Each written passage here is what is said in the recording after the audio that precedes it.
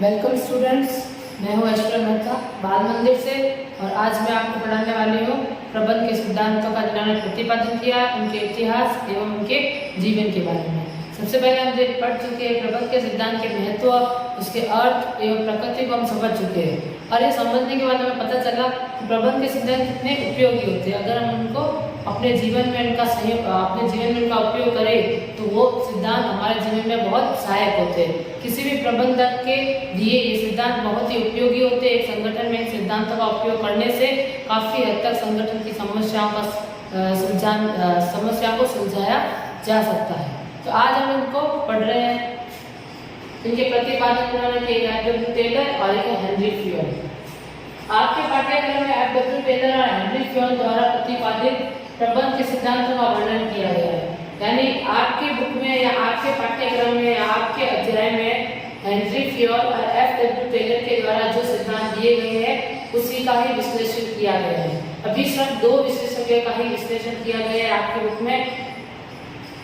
अभी हम पढ़ रहे हैं टेलर के जीवन एवं इतिहास की जानकारी, यानी हम दोनों को बारी बारी से पढ़ेंगे। तो पहले हम पढ़ लेते हैं टेलर के जीवन और इतिहास की जानकारी, इसके बाद हम हेनरी फ्योन के जीवन की जानकारी एवं उसके सिद्धांतों को पढ़ेंगे। तो पहले हम टेलर के सिद्धांतों और उसके जीवन के बारे में पढ़ेंगे। तो पहला है एफ.डब्ल्यू. टेलर का जन्म 20 मार्च 1856 में हुआ और मृत्यु 31 मार्च 1915 तक हुई। टेलर ने जो है वैज्ञानिक सिद्धांत दिए, वैज्ञानिक तरीके वाले सिद्धांत दिए। टेलर भी एक मैकेनिकल इंजीनियर रह चुके हैं अमेरिका में।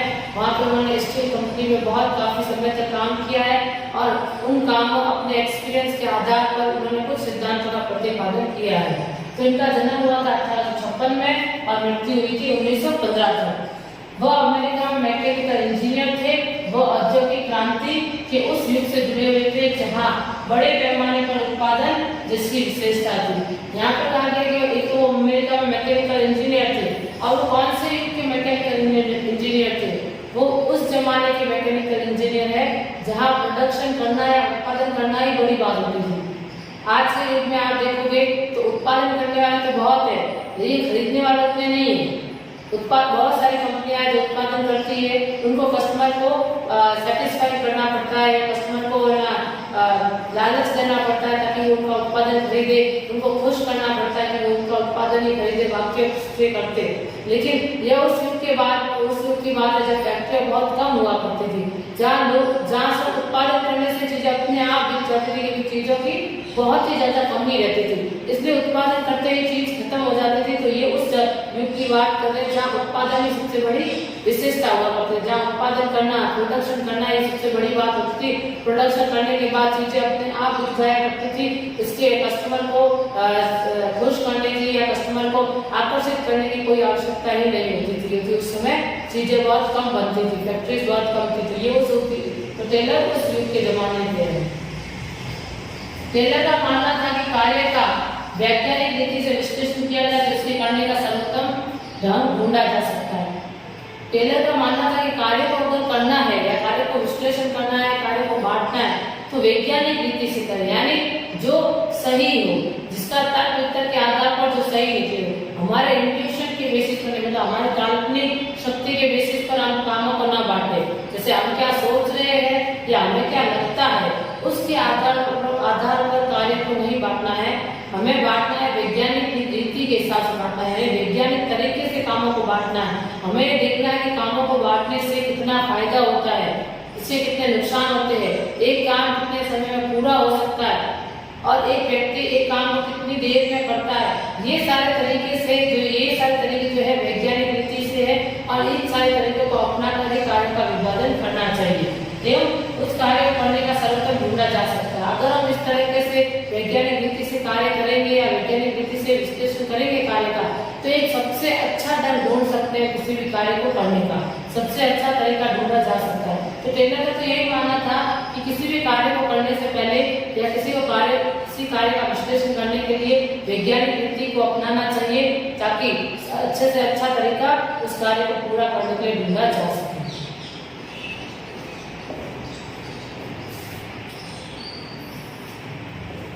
जो आती है, टेलर ने कार्य को उसके घटकों में विभाजित कर प्रत्येक को सेकंड तक की समय अवधि में नापा है। इसमें मतलब है कि टेलर ने यह पता लगाया कि किस काम को करने में कितना समय लगता है, पर सेकंड तक का उसने पता लगाया। जैसे एक फैक्ट्री है जो बिस्किट के पैकेट्स बनाती है या बिस्किट के पैकेट को पैक करती है, तो एक पैकेट पैक करने में कितना समय लगता है या कितने सेकंड लगते हैं, कितने मिनट लगते हैं। एक कर्मचारी एक बिस्किट के पैकेट को पैक करने में कितना समय लगा देता है, यह उसने मापा। यानी इसने हर चीज को टाइम के अनुसार मापा है, मिनटों में, सेकंड तक में मापा है, ताकि किसी कार्य को करने की गति और तेजी से बढ़ सके। तो टेलर ने अपने सारे कार्य को और कार्य के उसके घटकों में विभाजित किया है, कार्य को इस तरह से बांटा कि उन कार्य को वो सेकंड में माप सके, ताकि कार्य की एफिशिएंसी या कार्य की तेजी और दुगनी हो सके। टेलर का मानना था कि कर्मचारी को प्रबंधन में सहयोग करना चाहिए तथा सबको मिलजुल कर कार्य करना चाहिए। जो टेलर है उसका ये मानना था कि जो कर्मचारी है एक संगठन में, तो उन कर्मचारियों को प्रबंधन में सहयोग करना चाहिए, मैनेजर की हेल्प करनी चाहिए, एक प्रबंधक की मदद करनी चाहिए, उनकी तरफ उनको सहयोग देना चाहिए एवं पूरे संगठन में सब लोगों को मिलजुल कर कार्य करना चाहिए, ऐसा टेलर का मानना था। 1911 में दी प्रिंसिपल ऑफ साइंटिफिक मैनेजमेंट शीर्षक से प्रकाशित लेख में उसने साइंटिफिक मैनेजमेंट शब्द की रचना की। 1911 में उन्होंने एक शीर्षक बनाया था, प्रिंसिपल ऑफ साइंटिफिक मैनेजमेंट। इस तरह के शीर्षक जो बुक थी, इस तरह की उन्होंने एक बुक प्रकाशित की जिसका नाम था the principle of scientific management. उस बुक में उन्होंने साइंटिफिक मैनेजमेंट वर्ड की पहली बार रचना की। इससे पहले साइंटिफिक मैनेजमेंट कहीं सुनने में नहीं आया था। पहली बार सर टेलर की ही बुक में साइंटिफिक मैनेजमेंट का नाम आया और उन्होंने उस नाम की रचना की है अपनी बुक में। इसलिए टेलर को वैज्ञानिक शब्द के जनक, वैज्ञानिक प्रबंध के जनक कहा जाता है।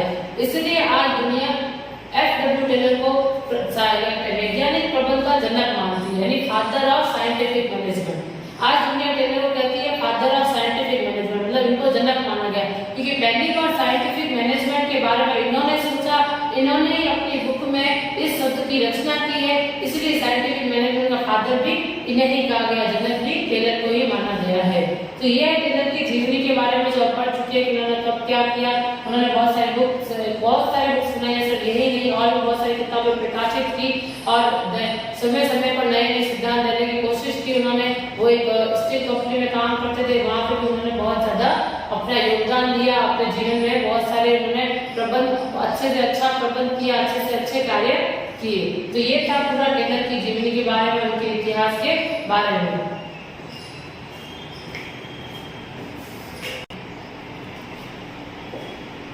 वैज्ञानिक प्रबंध के सिद्धांत। अब जो F.W. टेलर ने जो सिद्धांत दिए उनका नाम है वैज्ञानिक प्रबंध के सिद्धांत, यानी विज्ञान साइंटिफिक मैनेजमेंट, जिससे जो वर्ड F.W. टेलर ने प्रतिपादन किया है, जिसकी रचना की है साइंटिफिक मैनेजमेंट की, उसके कुछ सिद्धांत है। तो वो सिद्धांत मैं आपको पढ़ाऊंगा। वैज्ञानिक प्रबंध का मतलब है, पहले हम देख लेते हैं कि वैज्ञानिक प्रबंध का मतलब क्या होता है। इसकी वैसे एक पूरी डेफिनेशन भी है, पर अभी मैं आपको एक छोटी डेफिनेशन बता दूं। वैज्ञानिक प्रबंध का मतलब है छोटे से छोटे प्रबंध के कार्य में विज्ञान का प्रयोग करना, यानी प्रबंध का कोई भी कार्य छोटा हो या बड़ा हो, उसमें विज्ञान का प्रयोग करना। विज्ञान का कैसे प्रयोग करेंगे, यानी कोई भी कार्य करने से पहले आप उसमें लॉजिक ढूंढे कि ये कार्य इस तरह से क्यों होना चाहिए, किस लिए होना चाहिए, क्या ये कार्य सही होगा करने से, क्या ये सही है, इस तरह से आप कारण ढूंढे, उसके लॉजिक ढूंढे करने के, तब आप इस काम को एक वैज्ञानिक तरीके से कर सकते हैं। जैसे आपने कई बार सुना होगा अंधविश्वास के बारे में, कुछ चीजें होती है जो बिल्कुल अंधविश्वास जैसी होती है, जिस पर विज्ञान भरोसा नहीं करता। बहुत सारे लोग होते हैं अंधविश्वास को नहीं मानते और बहुत सारे लोग होते हैं जो मानते हैं। तो यहाँ पे टेलर भी यही कहना चाहता है कि आप उन चीजों को ना माने जिनका कोई अस्तित्व नहीं है, जिनको करने का कोई जिस कार्य को करने का कोई लॉजिक नहीं है। आप जैसे आपने घर में कई बार सुना होगा कि बिल्ली ने रास्ता काट दिया तो आपको आगे नहीं जाना चाहिए। जब आप पूछते हो क्यों नहीं, अपने घर वालों से क्यों नहीं जाना चाहिए, क्योंकि बस कोई कारण नहीं होता, बस वो बोलते हैं कि हमने कह दिया तो आप मान लो। तो इस तरह से बिना लॉजिक की बात को न मानना और एवं हर कार्य में लॉजिक ढूंढना और उसको एक वैज्ञानिक तरीके से सही ढंग से करना कि जिसका कारण एवं परिणाम का संबंध बने, जिसका कॉज एंड इफेक्ट रिलेशनशिप बने या कारण और परिणाम का संबंध बने, इस तरह से कार्य को पूरा करना है। यह टेलर का मानना था। आसान भाषा में कहें तो वैज्ञानिक तरीकों, मेथड एवं शिक्षित विकसित प्रबंधकों को ही काम में लेना। यानी आसान भाषा में तो किसी भी कार्य को करने के लिए वैज्ञानिक तरीके या वैज्ञानिक मेथड या पढ़े लिखे या शिक्षित प्रबंधकों को ही काम में लेना चाहिए। मेनली होता है संगठन में कभी कभी कई जगहों पर भतीजावाद जैसा कुछ होता है, भाई भतीजावाद, जिसमें लोग कम पढ़े लिखे लोगों को भी बड़ी बड़ी पोस्ट दे देते हैं। लेकिन टेलर का ये मानना है कि जो जितना पढ़ा लिखा हो उसकी जॉब वैसी ही हो। कम पढ़े लिखे व्यक्ति को अगर आप बड़ी पोस्ट दे दोगे तो वो उस पोस्ट को संभाल नहीं पाएगा, और कम पढ़े लिखे होने की वजह से उसमें ज्ञान की कमी होगी और वो कार्य को पूरा भी नहीं कर पाएगा। तो इस तरह से टेलर का यही मानना है कि किसी भी कार्य को पूरा करने के लिए शिक्षित प्रबंधक हो और कार्य करने का जो तरीका हो या कार्य करने का जो मेथड हो वो वैज्ञानिक तरीका हो, यानी जिसमें कोई ना कोई लॉजिक होना चाहिए कि कार्य इस तरह से क्यों किया जा रहा है, ये कार्य किस तरह से पूरा होगा, कितने समय में पूरा होगा, ये सब तरीका जो है अपनाया जाना चाहिए टेलर के हिसाब से। ये टेलर का मानना है। टेलर ने अंगूठा टेक नियम के स्थान पर वैज्ञानिक प्रबंध सुझाया है। पहले तो ये अंगूठा टेक नियम क्या है? पहले के जमाने में अंगूठा टेक नियम सुना जिसे कहते थे रूल ऑफ थंब, यानी एक राजा ने कुछ कह दिया तो उसकी प्रजा को वो मानना ही पड़ता था, भले वो चाहे सही हो गलत हो या जिसमें कोई लॉजिक भी ना हो, लेकिन फिर भी प्रजा को उसको आंख बंद करके मानना पड़ता था, कोई भी कुछ कह नहीं पाता था। तो ये इसको डिक्टेटरशिप भी कहते हैं कि जो राजा कहता था वही उसकी प्रजा मानती थी, इसे कहते हैं अंगूठा टेक नियम। लेकिन टेलर का ये तो इस तरह से संगठन में भी जैसे मालिक ने कुछ कह दिया तो लोगों को वही फॉलो करना है, एक मैनेजर को वही मानना है आंख बंद करके या बिना कुछ कारण पूछे। तो पहले के जमाने में ऐसा होता था, लेकिन जब से टेलर का युग आया तो टेलर ने हमेशा से यही कहा है कि अंगूठा टेक नियम को उन्होंने रिप्लेस कर दिया। अंगूठा टेक नियम के स्थान पर उन्होंने क्या लेके है? वैज्ञानिक प्रबंध, यानी हर चीज का कारण ढूंढो, उस कार्य को करने के तरीके ढूंढो, उसके लॉजिक ढूंढो उस कार्य को करने के, और उसके समय में मापो उसको। ये टेलर कहना चाहता है। टेलर ये कहना चाहता है कि किसी भी चीज को हमारी कल्पना शक्ति के आधार पर न किया जाए, हर चीज को करने का कोई ना कोई लॉजिक हो और कोई ना कोई करने का कोई कारण हो, ताकि हर काम सही समय पर और सही तरीके से किया जा सके, तभी एक संगठन को सफलता मिल पाएगी। तो यही है अंगूठा टेक नियम के स्थान पर वैज्ञानिक प्रबंध को सुझाया है टेलर ने। अंगूठा टेक नियम जो एक टाइम पर चलता था, जो बड़े बड़े लोग अपनी मर्जी चलाते थे, अपनी मर्जी थोपते थे दूसरों पर, उस चीज को उन्होंने बिल्कुल हटा दिया है और उसकी जगह वो वैज्ञानिक प्रबंध आए हैं अपने कार्य को सही ढंग से या वैज्ञानिक तरीके से करने का सुझाव उन्होंने हमेशा से दिया है। उन्होंने मानवीय क्रिया को छोटे छोटे भागों में बांटा तथा यह पता किया कि वैसे इसे कम समय एवं अधिक उत्पादन से किस प्रकार से कर सकता है। उन्होंने जो भी मानवीय कार्य यानी जो भी कर्मचारी कार्य करते उन सारे कार्य को उन्होंने छोटे छोटे भागों में बांटा और ये देखा कि एक कर्मचारी या एक मानव इस कार्य को कितने समय में करता है और कितनी अधिक उत्पादकता कर सकता है, यानी कम समय में वो कितना अधिक चीजें बना सकता है। क्योंकि ये जमाना ही उस समय का था जब उत्पादकता ही विशेषता थी कि लोग कितना ज्यादा प्रोडक्ट बना सकते हैं। तो उस समय टेलर ने ये देखा कि एक संगठन जैसे बिस्किट के अगर पैकेट बना रहे हैं तो एक मानव या एक कर्मचारी या एक मजदूर कितने समय में कितने बिस्किट के पैकेट बना सकता है और उसकी क्षमता को और कैसे बढ़ाया जाए यह भी उन्होंने देखा। तो ये सारे वैज्ञानिक प्रबंध के सिद्धांत से पहले छोटा सा इंट्रो था और टेलर ने 4 वैज्ञानिक प्रबंध दिए जिसके बारे में हम पढ़ लेते हैं। तो ये थे इसका वैज्ञानिक प्रबंध के सिद्धांत का थोड़ा सा इंट्रो है और हम इसके सिद्धांत पढ़ेंगे।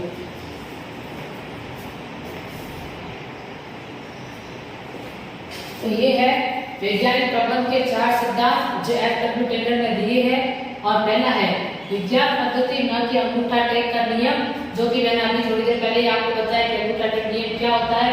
तो अभी टेलर ने यही कहा है कि हमें हमेशा किसी भी कार्य को या प्रबंध को करने के लिए विज्ञान पद्धति अपनानी चाहिए, न कि अंगूठा टेक नियम। अंगूठा टेक नियम तो मैंने अभी बताया कि अपनी इच्छा, जैसे कोई मैनेजर है वो अपनी बात दूसरों पे थोप दे या अपनी बात सिर्फ इसको खुद को लॉजिक नहीं है जिस बात में बस अपनी कोई भी बात दूसरों से मनवाना या अपनी बात उसके ऊपर थोपना, ये होता है अंगूठा टेक नियम। क्योंकि संगठन में होता है बड़े मैनेजर्स होते हैं, बड़ी पोस्ट वाले लोग होते हैं या सीईओ हो गया या ऐसा कुछ बड़ी पोस्ट वाले जो होंगे वो अपनी बात को बिना लॉजिक के दूसरों पर थोपने की कोशिश करते हैं। लेकिन टेलर का मानना है कि किसी भी कार्य को करने से पहले उसमें विज्ञान पद्धति होनी जरूरी है, यानी उसका लॉजिक होना जरूरी है, उस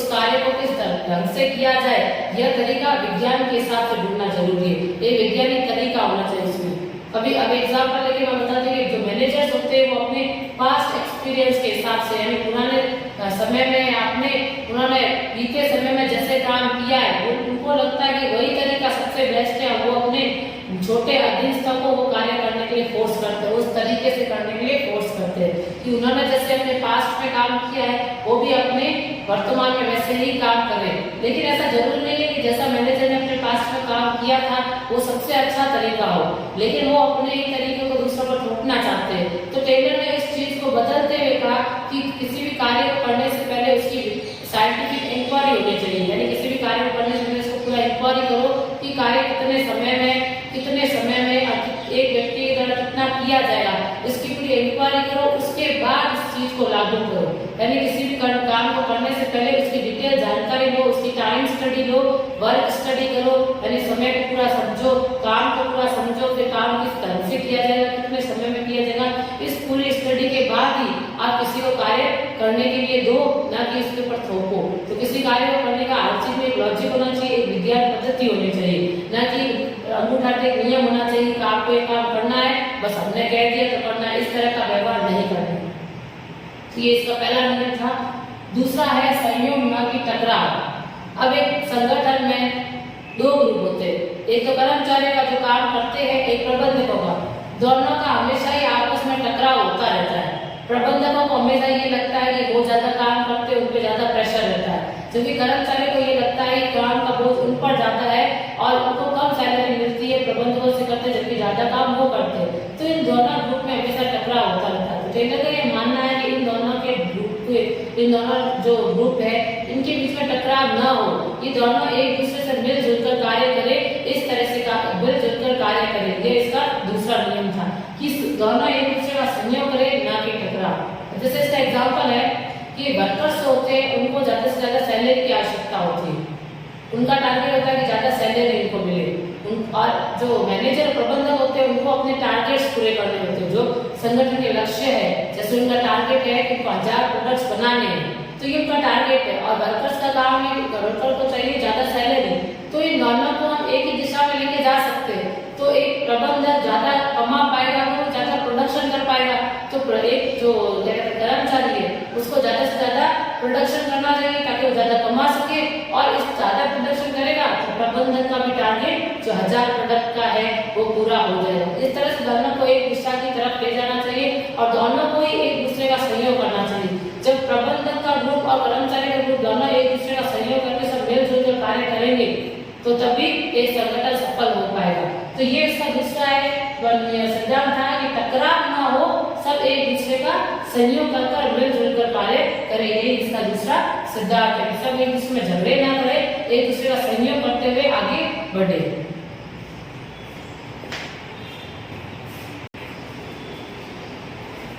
तीसरा इसका नियम है संयोग न कि व्यक्तिवाद। इंग्लिश में से कहेंगे कॉपरेशन नॉट इंडिविजुअलिज्म, यानी सबको, ये थोड़ा सेकंड जैसा ही है, बिल्कुल एक और जैसा ही है कि इसमें भी एक दूसरे का सबको सहयोग करना चाहिए। लेकिन इसमें ये है कि एक जब प्रबंधक अपने कर्मचारी को कार्य सौंपे तो उनसे उनका इंटरेस्ट पूछे, उनकी पसंद पूछे कि वो किस कार्य को करने में माहिर है और उनको उनके हिसाब का कार्य दे तो वो ज्यादा अच्छे से कर पाएंगे। जब भी अपने कर्मचारी में कार्य बांट रहे हो तो उनसे भी सलाह मशवरा करें ताकि उनको भी संगठन अपना सा लगे, संगठन में वो भी एक सदस्य के रूप में काम कर पाए। इस तरह से उनको एक वर्कर्स जो भी कर्मचारी होते हैं उनका सहयोग लेना, उनकी राय लेना, उनके आइडियाज लेना एवं उनको उनकी पसंद के उनके इंटरेस्ट का हिसाब का काम लेना ताकि वो लोग और अपनी एफिशिएंसी से या और अपनी अधिक क्षमता से कार्य कर सकते हैं। और इससे क्या होगा कि वर्कर्स और मैनेजर्स के बीच का जो है टकराव बहुत हद तक खत्म हो जाएगा जब वो आपस में बातचीत करेंगे और एक दूसरे का वो सहयोग करने लगेंगे। तो यहाँ पे प्रबंधकों को अपने कर्मचारियों के साथ एक अच्छा तालमेल बिठाना होगा, उनके साथ थोड़ा कोऑपरेट करना होगा, उनके आइडियाज और उनके मत भी लेने होंगे, जिससे कर्मचारी भी प्रबंधकों के साथ अच्छे से सहयोग करेंगे और आगे बढ़ेंगे।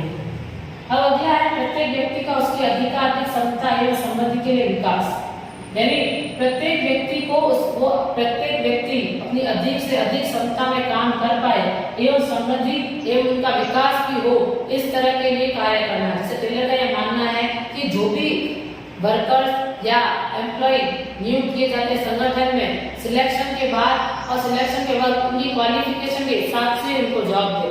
जैसी उनकी क्वालिफिकेशन है उस हिसाब से उनको जॉब देनी चाहिए। जितना पढ़ा लिखा व्यक्ति है उतने और जितना एक्सपीरियंस है उस आधार पर उनको जॉब दी जाए और जॉब देने के बाद भी उनको टाइम टू टाइम ट्रेनिंग दी जाए, उनका नॉलेज बढ़ाया जाए ताकि उनकी खुद की क्षमता भी बढ़े, उनकी खुद की समझ भी बढ़ पाए। तो ये इसीलिए कहा गया कि प्रत्येक व्यक्ति को उसकी अधिक से अधिक क्षमता का विकास हो, यही कार्य एक किसी भी अच्छे प्रबंधक को करना चाहिए। टेलर ने हमेशा यही मानना है कि जो भी कर्मचारी जो भी लोग संगठन में कार्य करते हैं उनको उनकी क्वालिफिकेशन के हिसाब से जॉब दे और जॉब देने के बाद भी उनकी उनको ट्रेनिंग दे और नया नया नॉलेज दे ताकि उनकी भी कार्य करने की क्षमता बढ़े, उनकी भी एक पर्सनल डेवलपमेंट हो। यानी वो संगठन के भी तो कार्य कर रहे हैं लेकिन उस व्यक्ति का खुद का भी विकास हो, इस तरह से कार्य करना कि वो व्यक्ति खुद में भी ऊंचा उठे, वो खुद का भी उसका अंदर से विकास हो। यानी जितना नॉलेज उसको आता है वो ठीक है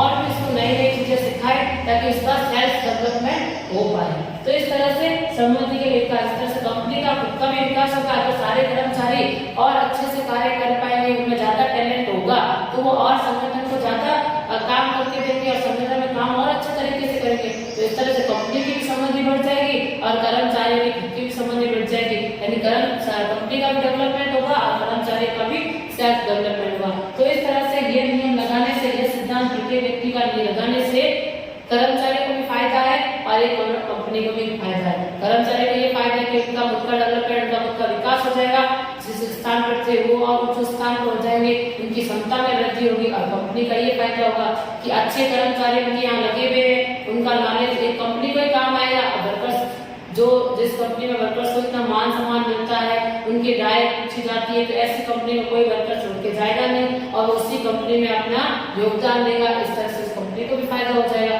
तो इस तरह से इस सिद्धांत से दोनों को फायदा होता है। तो ये चार सिद्धांत ही है जो टेलर ने दिए और ये चार सिद्धांत मैंने आपको समझा दिया और इसका डिस्क्रिप्शन मैं आपको अगली वीडियो में पूरा बताऊंगी। ठीक है, तो पहले एक बार मैं आपको समझा देती हूँ कि विज्ञान पद्धति लेनी है, ना कि उल्टा-टेढ़ नियम। यानी किसी भी कार्य को करने से पहले उसका लॉजिक मिलना चाहिए, पूरे उस कार्य की एक साइंटिफिक इंक्वायरी हो, एक पूरा टाइम स्टडी हो उसकी कि किस कार्य को करने में कितना समय लगता है और कितने व्यक्ति इस कार्य को कर सकते हैं, इस तरह से पूरी एक इंक्वायरी कर ले।